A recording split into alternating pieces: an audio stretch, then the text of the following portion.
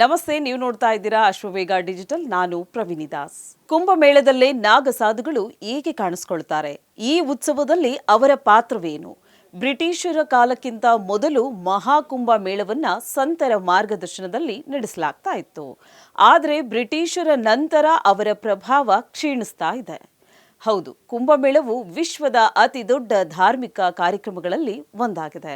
ದೇಶದ ಮೂಲೆ ಮೂಲೆಗಳಿಂದ ಮಾತ್ರವಲ್ಲದೆ ವಿದೇಶಗಳಿಂದಲೂ ಭಕ್ತರು ಕುಂಭಮೇಳಕ್ಕೆ ಬರ್ತಾರೆ. ಈ ವರ್ಷ ಜನವರಿ 13ರಿಂದ ಫೆಬ್ರವರಿ 26ರವರೆಗೆ ಪ್ರಯಾಗ್ರಾಜ್ನಲ್ಲಿ ಮಹಾಕುಂಭಮೇಳ ನಡೆಯಲಿದೆ. ಸಾಧುಗಳು ಹೆಚ್ಚಾಗಿ ಬೂದಿ ಮೈಯಲ್ಲಿ ಕಾಣಿಸಿಕೊಳ್ತಾರೆ. ಇದಕ್ಕೆ ಈಗಾಗಲೇ ಸಿದ್ಧತೆಗಳು ಪ್ರಾರಂಭವಾಗಿವೆ.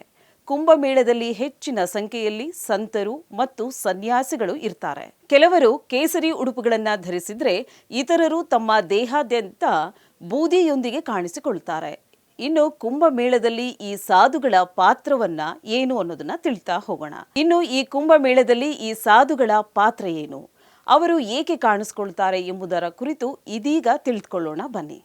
ದೇಶದಲ್ಲಿ 50 ಲಕ್ಷ ಸಾಧುಗಳಿದ್ದಾರೆ. ಹಿಂದೂ ಧರ್ಮದ ಪ್ರಕಾರ ಸಾಧುಗಳು ತಮ್ಮ ಆಧ್ಯಾತ್ಮಿಕ ಜೀವನವನ್ನ ಪೂರ್ಣಗೊಳಿಸಲು ಭೌತಿಕ ಸುಖಗಳನ್ನ ತ್ಯಜಿಸಿ ತಮ್ಮ ಉಳಿದ ಜೀವವನ್ನ ಮೋಕ್ಷದ ಹುಡುಕಾಟಕ್ಕೆ ಹಂಬಲಿಸುವ ಜನರು. ಕೆಲವು ಸ್ಥಳಗಳಲ್ಲಿ ಅವರನ್ನ ಬಾಬಾಗಳು ಎಂದು ಕೂಡ ಕರೆಯಲಾಗುತ್ತೆ.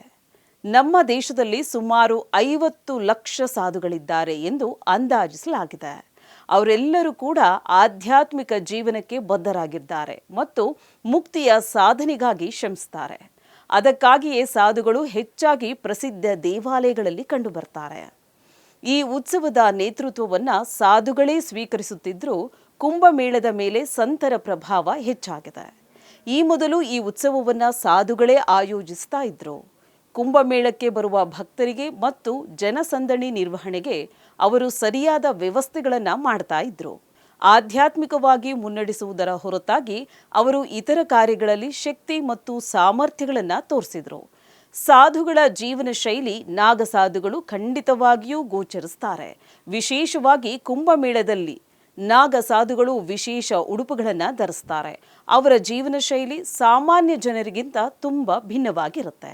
ಆಧ್ಯಾತ್ಮಿಕ ಮತ್ತು ಸನಾತನ ಧರ್ಮವನ್ನ ರಕ್ಷಿಸುವಲ್ಲಿ ಅವರು ಪ್ರಮುಖ ಪಾತ್ರವನ್ನು ವಹಿಸ್ತಾರೆ. ಅವರು ಬಟ್ಟೆ, ಬಂಧ ಮತ್ತು ಇತರ ವಸ್ತುಗಳನ್ನು ತ್ಯಜಿಸಿ ತಪಸ್ಸಿನ ಜೀವನವನ್ನ ನಡೆಸ್ತಾರೆ. ಅವರ ಪದ್ಧತಿಗಳ ಪ್ರಕಾರ ಚಳಿಗಾಲ ಮತ್ತು ಬೇಸಿಗೆಯಲ್ಲೂ ನಗ್ನರಾಗಿರಬೇಕು. ಅವರು ತಮ್ಮ ಮನಸ್ಸಿನಿಂದ ದೇಹವನ್ನ ಆಳ್ತಾರೆ. ತಪಸ್ಸು, ಧ್ಯಾನ ಮತ್ತು ಬ್ರಹ್ಮಚರ್ಯವನ್ನ ಕಟ್ಟುನಿಟ್ಟಾಗಿ ಅನುಸರಿಸ್ತಾರೆ. ಇದಲ್ಲದೆ ಅವರು ಜನವಸತಿಯಿಂದ ಬಹಳ ದೂರದಲ್ಲಿರ್ತಾರೆ. ಗಂಗಾ ನದಿಯಲ್ಲಿ ಪವಿತ್ರ ಸ್ನಾನ, ಸಾಧು ಸಂತರು ಕುಂಭಮೇಳದಂಥ ವಿಶೇಷ ಸಮಯಗಳಲ್ಲಿ ಮಾತ್ರ ಹೊರಬರ್ತಾರೆ. ನಾಗಸಾಧುಗಳು ನಿರಂತರವಾಗಿ ಧ್ಯಾನ ಮಾಡ್ತಾ ಸಮಾಜದಲ್ಲಿ ದೂರವಿರುವುದಾಗಿ ದೇವರ ಮುಂದೆ ಪ್ರಮಾಣ ಮಾಡಿರ್ತಾರೆ.